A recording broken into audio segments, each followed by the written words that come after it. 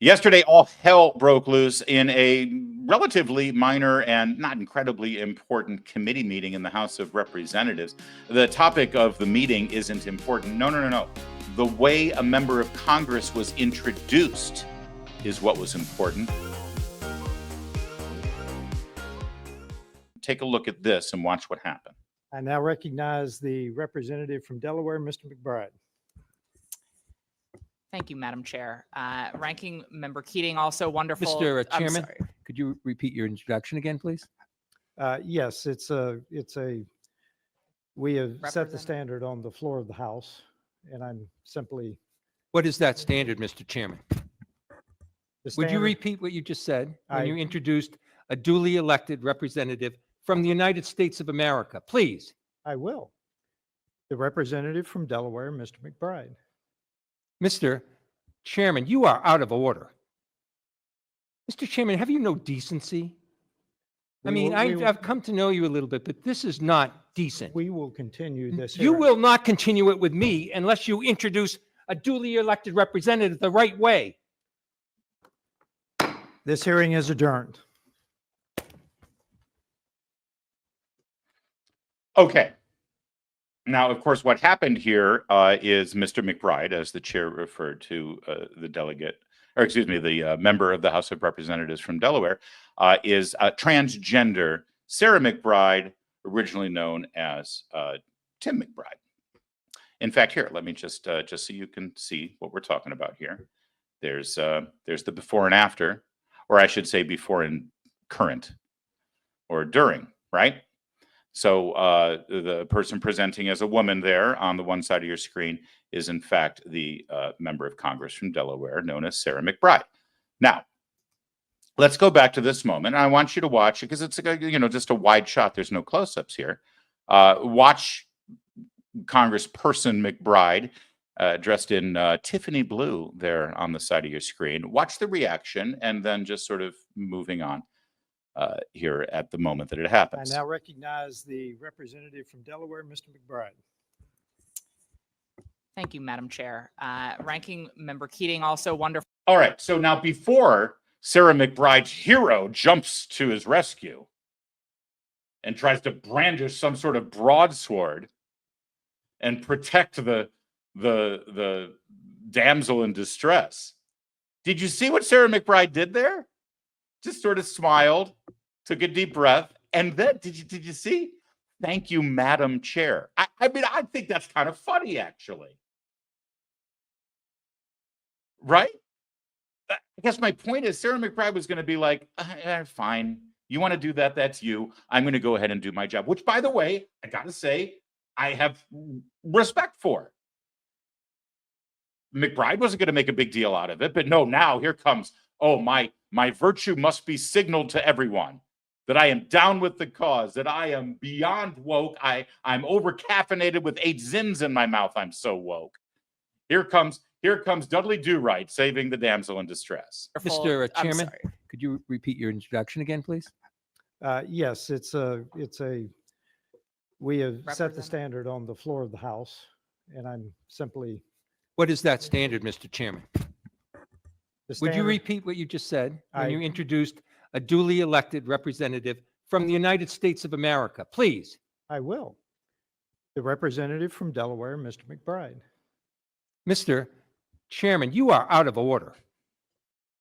Mr. Chairman, have you no decency? That's my favorite. Have you no decency, sir? How dare you? This poor woman just comes here representing Delaware, wishes to do the good work of her constituents, and you dare to speak truth about the gender of this individual? Have you no decency? Oh my God, what a drama queen.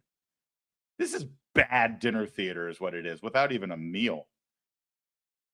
This is so contrived. By the way, after the fact, Sarah McBride took to X, said, no matter how I'm treated by some colleagues, nothing diminishes my awe and gratitude at getting to represent Delaware in Congress. It's truly the honor and privilege of a lifetime. I simply want to serve and to try to make this world a better place. Okay, so I honestly, again, I mean, I think it was funny that McBride said, thank you, Madam Chairman. Now let's move on.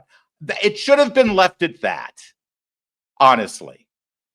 I'm sure McBride would rather be called the lady from Delaware, or ma'am, or miss, or whatever.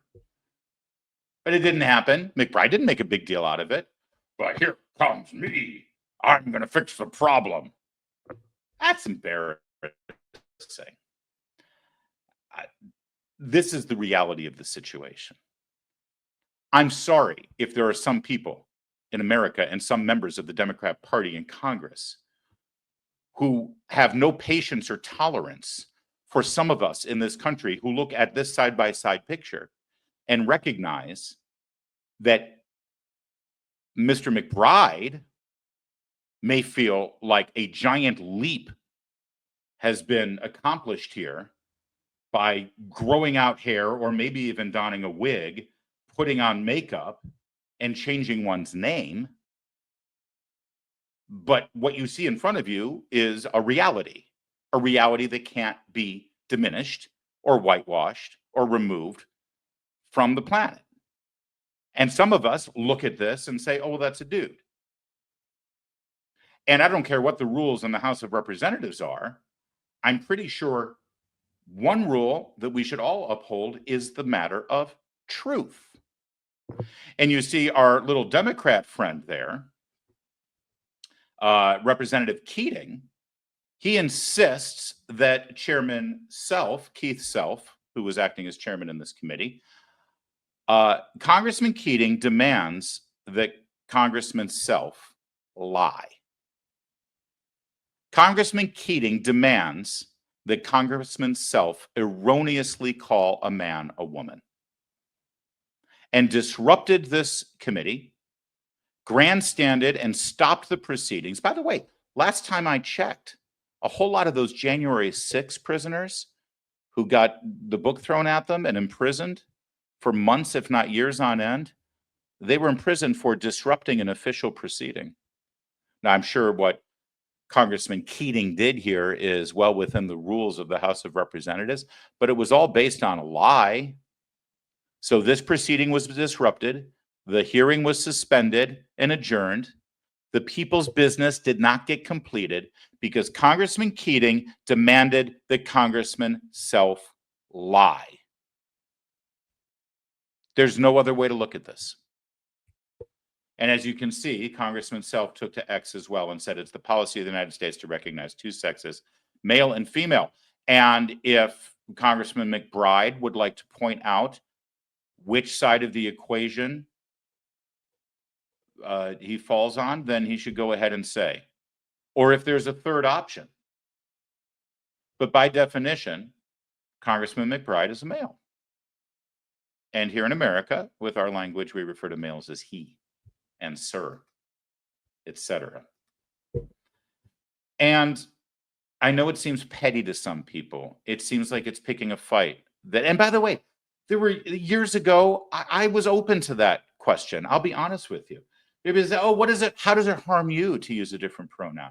How does it harm you to just allow this to happen? It doesn't bother you and it matters a lot to them, so why not do it? And I was open to that until I saw exactly where this heads, where it leads, and the manipulation that is utilized to force an individual to lie to themselves, to lie to their children, and to lie to anyone around them. And you can't force me to lie. You can't. You don't have that right. You don't have that power. And that's part of this. They demand that you go against your conscience, that you go against your basic truths that you know and basic facts in nature.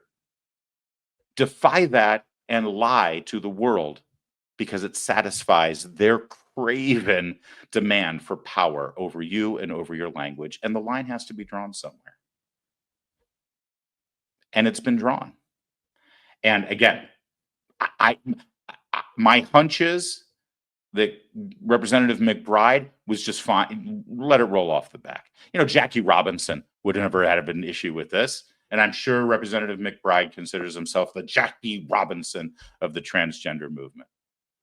I think it was funny the way McBride handled it. I think it's atrocious. the way that Democrat congressman handled it. You can decide.